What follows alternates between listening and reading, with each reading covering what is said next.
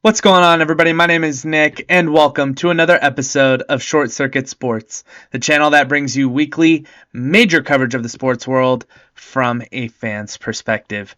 I cover anything and everything from breaking news to scores and predictions with analysis to bring you guys anything that you might have missed in the sports world.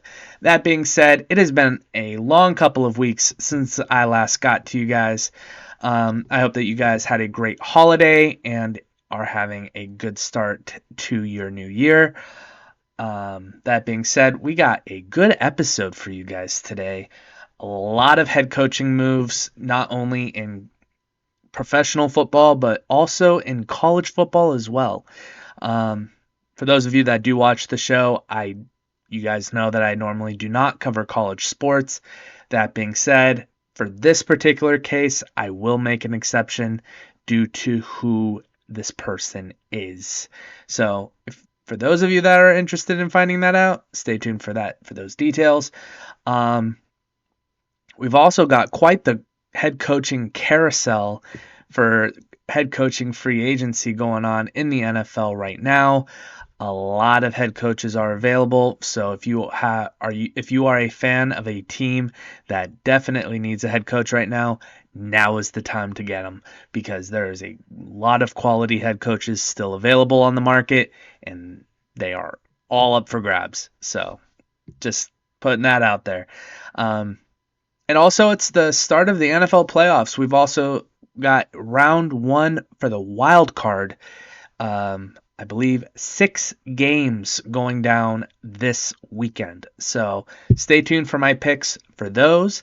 And with that being said, if you are not currently subscribed to this channel, please subscribe, like this episode, turn on your notifications. The whole thing would really help me out. Would also really help out the channel.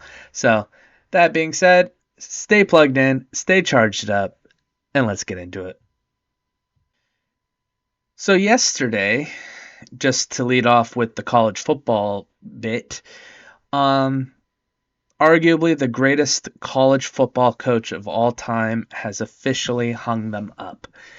Head coach of the Alabama Crimson Tide, Nick Saban, 7-time national champion, 6 with the Crimson Tide, 1 with the LSU Tigers, and 49 NFL first-round draft picks responsible for. Absolutely crazy numbers. For the last decade or so, it was Alabama, Alabama, Alabama. You couldn't escape them, whether it was in the BCS National Championship or the College Football Playoff. And every year they seem to have a top 2 recruiting class. And they were seemingly number 1 in the coaches poll, in the AP poll, in the rankings from start to finish every year. You seemingly just could not escape Alabama, and Nick Saban is the reason why. I do not think Alabama will ever be the same with him gone. And if he is officially calling it quits on a coaching career, he has got a broadcasting seat waiting for him. And just an overall great career from, personally speaking, my college football coaching GOAT. So, Nick Saban calling it quits. Speaking of quits, earlier today, the New England Patriots and Bill Belichick have mutually decided to split. After 24 years together, Bill Belichick will no longer be the head coach of the New England Patriots. 6-time Super Bowl champion of the New England Patriots. And they've had a really rough last couple of years. And it seems that the game is slowly starting to get out of Bill's reach, but I mean, he hasn't stated specifically that he is going to be finished coaching. He's 15 wins away from having the all-time head coaching record for most wins by a head coach ever. And you know what? He can easily get that in 2 years on the right team. And you know what? He's the greatest coach of all time. I don't care what anybody says in terms of like Tom Brady carried him. So what? Tom Brady's the greatest quarterback that's ever played. And these two were the unbeatable combo for 2 decades. So I don't see this as Bill Belichick being completely done. If he wants to retire, so be it. He has nothing to prove. He is going to be a Hall of Famer, and he will go down as arguably the greatest head coach that's ever lived. But, I mean, if, like I mentioned earlier, if you're a fan of a team that needs a head coach, why not throw the greatest of all time a blank check and say how much to get you to come here? I understand why the Patriots decided to separate, and if this is the end of the line for Bill Belichick, what a ride. Just a great career by one of the greatest of all time. Another split that happened, the Seattle Seahawks and head coach Pete Carroll are no longer together. He is no longer going to be their head coach. He will, quote unquote, remain with the organization as an advisor. He hasn't said that he will stop coaching, so I'm sure if another team out there decided to throw him the bag and see if Pete Carroll would be interested in coaching, I'm sure Pete Carroll would definitely consider it. But, I mean, they weren't able to make the playoffs this year. They couldn't replicate the magic that last year happened with Geno Smith. And I think Seattle just viewed it like it's time for a change. I think they're going to rebuild a little bit. But, I mean, the one-time Super Bowl champion, created the Legion of Boom, arguably the greatest defense that's ever lived. I wouldn't say he's one of the greatest coaches of all time, but he is one of the very few coaches to ever win a college national championship and a Super Bowl. So, great legacy by Pete Carroll if this is indeed him hanging it up. But it remains to be seen if this is him calling it quits. Another split that just happened is that the Tennessee Titans and head coach Mike Vrabel have agreed to separate as well. The Tennessee Titans have not made the playoffs this year. They look like they were going to head for a rebuild at the end of last year. They drafted rookie quarterback Will Levis, and yet they decided, you know what, we're going to... And part of that rebuild process, they traded star receiver A.J. Brown to the Eagles, of all teams, and yet Mike Vrabel had the team basically turn around and be like, no, we're going to compete. They sign DeAndre Hopkins, star wide receiver. They hold on to star running back Derrick Henry. They still hold on to quarterback Ryan Tannehill. Like, they make a lot of questionable decisions that wouldn't be questionable for a competing team, except they already look like they were going to rebuild. And so that screams to me that there was a major disconnect between the general management and Mike Vrabel, and I think they just locked heads way too many times, and management had to make a decision, and now Mike Vrabel is looking for a new home. So I mentioned before that this is probably the wildest head coaching carousel that I've seen in a while. These are just a small sample size of head coaches available. You've got offensive coordinator for the Chargers, Kellen Moore, who a lot of people have been saying has head coaching material for the last couple of seasons and should get a chance to show that whether or not he can be a head coach. You've also got Ravens defensive coordinator Mike McDonald right underneath Kellen Moore, has the Ravens at the number one defense in the entire league in terms of points given up per game, and they have the number one spot as 16.5 points per game, lowest in the NFL. I think any team would be lucky to have a defensive specialist as their head coach, depending on the situation. You also have offensive genius for the Detroit Lions, Ben Johnson, who is being credited as completely reviving Jared Goff's career. Again, this is slowly, when teams are hiring new head coaches, the first thing that they're really looking at is who are the young offensive geniuses that we can bring in to be our next head coach for our quarterback, and Ben Johnson fits that role tremendously. So if you're not looking for a veteran head coach and you're looking for a possible coordinator turned superstar head coach, Ben Johnson might be there. So keep an eye out for that. You've also got at the top there in the orange shirt, Texans offensive coordinator Bobby Slowick, who is being credited as the guy to bring out the talent of CJ Stroud. The Texans are in the playoffs.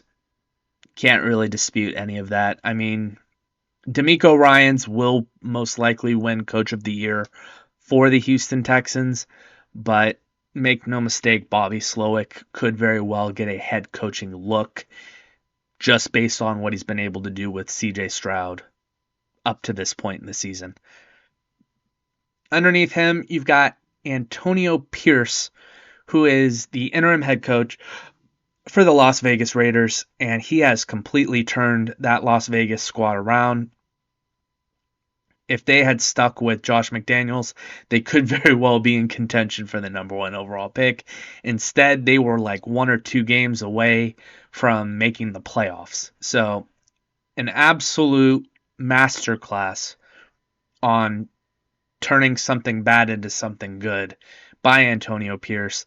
He has that locker room won over in Las Vegas. I would be very surprised to see the Raiders move off of him. But if the Raiders do move off of him, do not be surprised to see Antonio Pierce as the head coach somewhere else. He has earned a head coaching spot. Underneath him, you've got Gerard Mayo, defensive assistant for the New England Patriots. He's one of Belichick's guys. He's a former player under Belichick. We've all seen what Mike Vrabel was able to do given a head coaching spot. I would not be surprised to see Gerard Mayo get his own chance to succeed as a head coach. And, like I said before, I think any team would be lucky to have Mike Vrabel. And if Gerard Mayo can replicate any of that success, I think he'll be just fine. At the top there, you've got defensive coordinator for the Dallas Cowboys, Dan Quinn, former head coach of the Atlanta Falcons when they made the Super Bowl. Yes, they gave up a 28-3 lead. I don't think that's really important. The point is that he has shown that he can be successful as a head coach. He's got one of the better defenses in the league in the Dallas Cowboys rolling right now. And he's been able to unlock a lot of the potential for Micah Parsons. So I think that Quinn would be a welcome addition to really any squad. Underneath him, right there in the middle, you've got the now national champion head coach for the Michigan Wolverines, Jim Harbaugh, who is being rumored as possibly coming back to the NFL. And if he does decide to make his return, I will be very surprised if over half the teams in the NFL don't at least call his agent and be like, "Hey, what can we do to make it work?" I believe a handful of teams have already lined up, but yeah, Jim Harbaugh coming back. I mean, last time he was a head coach in the NFL, he was the coach of the Niners when they made the Super Bowl. They ended up losing to the Baltimore Ravens, led by his brother John Harbaugh. So the Harbaughs are running the NFL right now, basically, and I think any team would be stoked to have Jim Harbaugh back in the NFL as their head coach. And then finally, you've got the guy that I mentioned before. You've got Bill Belichick, aka the GOAT. I don't want to hear it. The guy's arguably the best defensive analyst I've ever seen, best mid-game, um, best game plan modifier I've seen. I'm sure he has 1 to 2 good years left in him. Depending on the situation, you got to have the quarterback, got to have the pieces to compete. But I mean, if you make him an offer he can't refuse and he feels like the situation's good, I would not be surprised to see Bill Belichick somewhere. So, speaking of these guys, these are where I think their primary landing spots or where the best landing spots for them would be. I mean, real quick, the Carolina Panthers for Ben Johnson makes way too much sense for me. They've got a rookie quarterback in Bryce Young who struggled a lot this year. I think Ben Johnson could unlock some of that potential of Bryce Young. I mean, he was a number 1 pick for a reason. I think that Ben Johnson can get that potential out of him. But that is if the Carolina Panthers can basically outbid all of the other cellar dwellers with head coaching openings to grab him. You've also got Mike McDonald, for me, going to the Texans. I mean, he's a young defensive specialist. I mean, the Tennessee Titans have arguably their best position squad on that team is their defense. And I mean, on a rebuilding team, if you can get that defense right first and then worry about the offense a little bit later, you tend to get out of your rebuild a lot quicker. And I think McDonald can unlock some of the Tennessee's problems on defense and make them at least a hard team to play next year. That is if they can get Will Levis right. Moving on, I mean, what else is there to say? Antonio Pierce deserves to be the head coach of the Las Vegas Raiders. Mark Davis, I know you're probably not going to watch this show, but do the football world a favor. Just give it to him. I'm by no means a Raider fan, but the Raiders deserve to have a head coach like Antonio Pierce. The guys in the locker room love him. They fight so hard for him.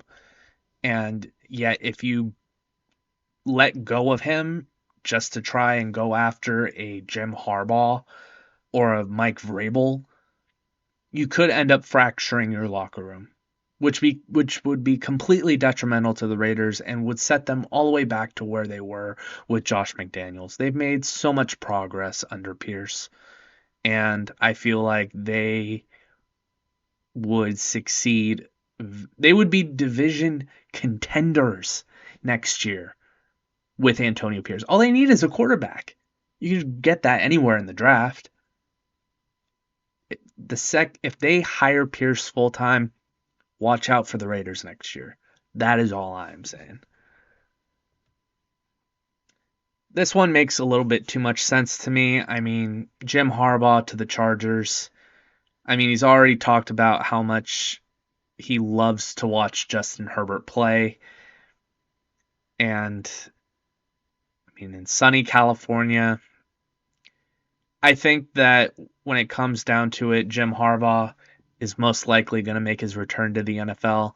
If he had lost the national championship, I could have seen him going back to Michigan, but with the NCAA really glaring at him and possibly going to suspend him next year, I don't think that there's a real possibility he passes up a solid chance at going to one of the more enticing franchises in the NFL, especially with the young, bright quarterback Justin Herbert. Um, they are going to have a salary cap problem starting next year, and they are going to have to let go of a lot of those veteran stars that they were touted as having, but they've got Justin Herbert right. I think that Jim Harbaugh would look at that and be like, you know what? Give me a good sized contract and a little bit of control. I can work with this. I think he goes to the Chargers. I think when it comes down to this one, Atlanta needs some has they need some fresh blood. They've got a lot of young pieces on offense. Kellen Moore is one of the young offensive geniuses in the NFL. All they need is a quarterback, and they can put Atlanta back on the map. I've heard a lot of scenarios about Atlanta possibly trading for Justin Fields from Chicago. I mean, it would make a little bit more sense. Justin Fields really needs a new change of scenery outside of Chicago, and give him a offensive minded head coach like Kellen Moore. I think Atlanta would be right back on the map. With this really isn't more of a prediction. This is more of a what I've seen so far from the rumor mill, and it's that Dan Quinn is the most likely successor to Pete Carroll in Seattle. They love Dan Quinn, and I mean, if he can revive a fresh, young Seattle defense, that would make them instant contenders in the NFC West. I feel like Dan Quinn would be a great fit for the Seahawks. With Washington, getting Bobby Slowick would help them. This is kind of like the Atlanta situation. They need a quarterback. They need a young quarterback. And I was rooting for Sam Howell. I thought he had the possibility of being Washington's franchise guy, but after what we've seen from Washington this year, I think Washington goes after somebody in this year's draft, whether they trade up to number one, grab Caleb Williams, or they get Drake May or Jane Daniels or maybe a Michael Penix. I don't know. But Washington needs some young, fresh blood at quarterback. And if they do that, then hiring Bobby Slowick would make too much sense right now. And he could help them revive this franchise to make them contenders in the NFC. It has been way too long since New England has had to look at a possible head coaching change. And if they hired either one of these two guys, it would make me laugh. Both of these are Belichick's guys, former players under Belichick. Gerard Mayo and Mike Vrabel. I mean, the rumor mill has either one of these guys going to the Patriots. I think it comes down to, do they want to promote Gerard Mayo from inside the organization, which would be a quick paperwork because it's already in his contract, or you keep Gerard Mayo on staff, either make him a defensive coordinator or keep him as a defensive assistant. You bring in Mike Vrabel. Having both of those guys on the roster would be absolutely amazing for the New England Patriots. I feel like that could make them at least more contenders in the AFC East than they are. I mean, right now they're cellar dwellers and they need a new quarterback because Mac Jones isn't doing it. But you bring in Mike Vrabel and you keep Gerard Mayo somehow, New England will be a lot better than people will give them credit for next year.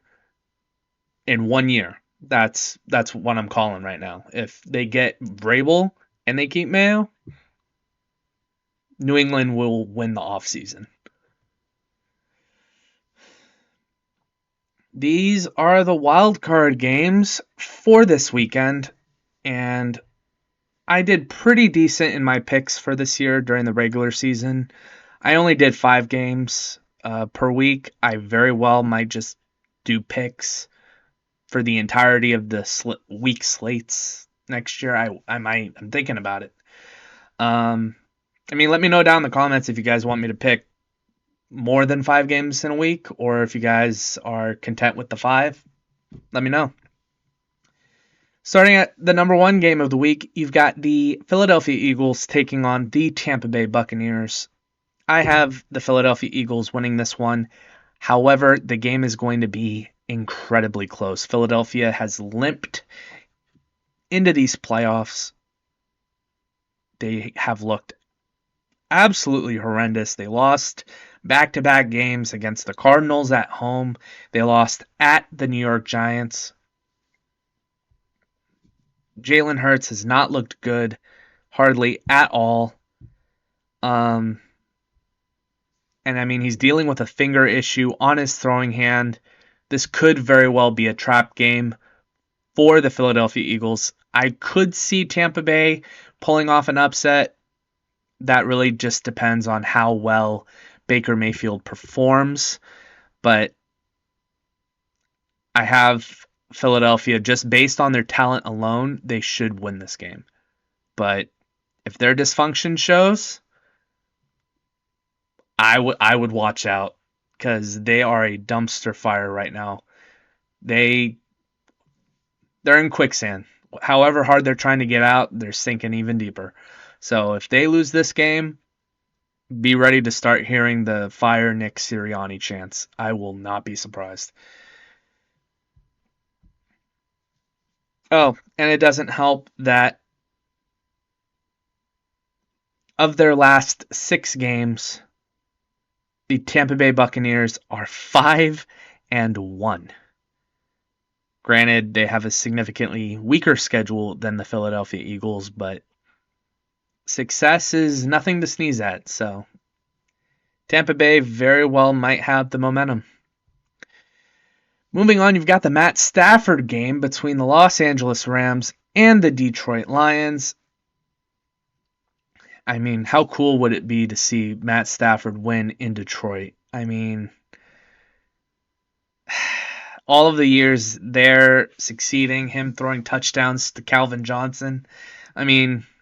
That is, seeing him in a Rams jersey in Detroit is going to be really weird.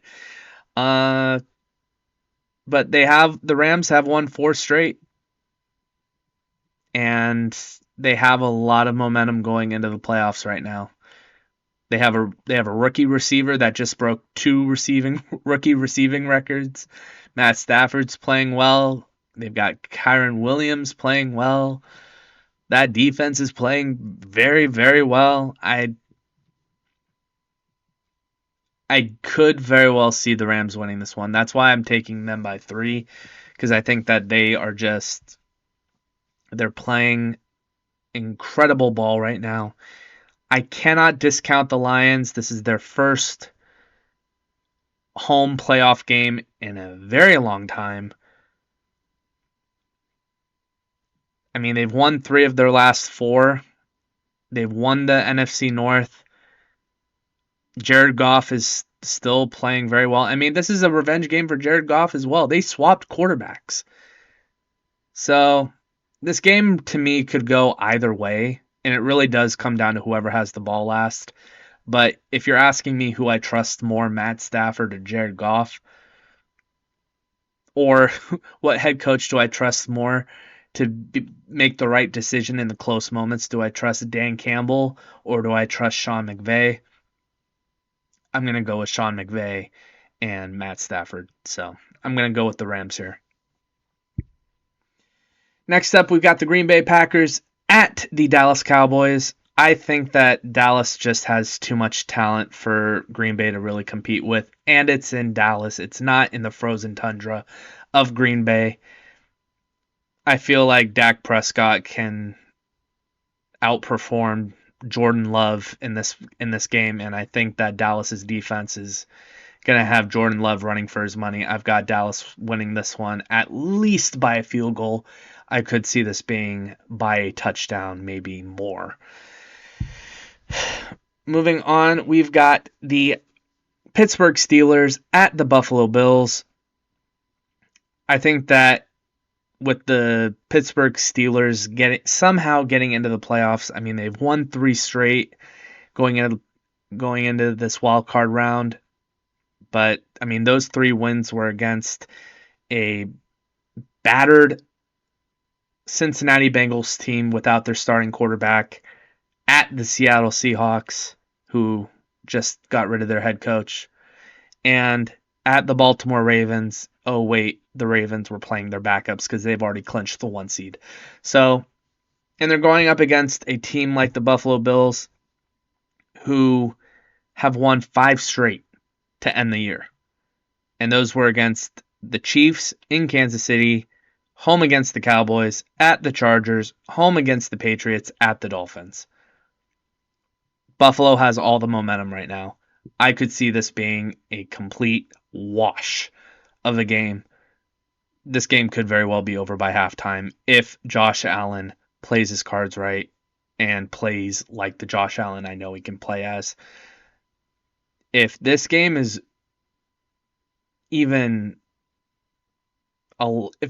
closer than a touchdown, I would say that is a loss for the Buffalo Bills, just based on the talent that they have and the fact that the Pittsburgh Steelers quarterback for this game is going to be Mason Rudolph. So the Buffalo Bills should win this one handedly. Next up, you've got the Miami Dolphins at the Kansas City Chiefs. This one will be a frozen tundra, and it has the possibility of being the coldest game ever played, much less the coldest game in the playoffs. This is going to be below zero. This is going to be an ice bowl. Who do I trust more, the team that's used to these conditions and is at home, or the team that plays on a beach? I'm going to go ahead and trust Kansas City here. I think Patrick Mahomes and Travis Kelce, I mean, they rested on the last game of the year. I think that rest is going to help them out here. This game could be a lot lower scoring than I have it being, but Andy Reid, Patrick Mahomes in the playoffs, I'm not betting against them, especially against a very inconsistent team like Miami. I'm going Kansas City here. And then finally, you've got the Cleveland Browns at the Houston Texans. I'm going with Cleveland here and the Joe Flacco story. I mean, what isn't there to be happy about with Joe Flacco being back in the playoffs? I feel like he's going to win Comeback Player of the Year. I think his only competition is Damar Hamlin, and that's only because Damar almost died last year on the football field, and he came back and he played in 2 games this year. I mean, it's a great story. I'm not taking anything away from Damar Hamlin, but what Joe Flacco has done for this Cleveland Browns team, they've won 4 of their last 5 games. And one of those 4 games that they won was against the Houston Texans. Granted, it was without C.J. Stroud, who was hurt, but the final score of that game was 36-22. I think that when it comes down to who has more talent, that's Cleveland. Cleveland has much more talent than Houston does. Do I think that C.J. Stroud can put it all on his back again and lead the Houston Texans to victory? I absolutely think he can, especially against the Cleveland Browns. But Joe Flacco has a veteran leadership that Cleveland has sorely needed at the quarterback spot. And if Myles Garrett plays like the Myles Garrett we know he can play like, CJ Stroud's going to be running for his life the entire game. I think I'm going to give Cleveland the nod here, 27-21. So that is all the time that we got left for this particular episode. If you like this episode and you want to hear more, please subscribe, like this episode, turn on your notifications, the whole thing. Would really help me out, would really help out the channel, and I would love to talk to more of you guys. If you agreed or disagreed with anything that I said, or you want to hear more, please let me know down in the comments, and I will either address you in the comments, debate you in the comments, or address it in future episodes of Short Circuit Sports. So without further ado, ladies and gentlemen, have a great rest of your day. Stay plugged in, stay charged up, and I will talk to you guys on the next episode of Short Circuit Sports. Have a good one.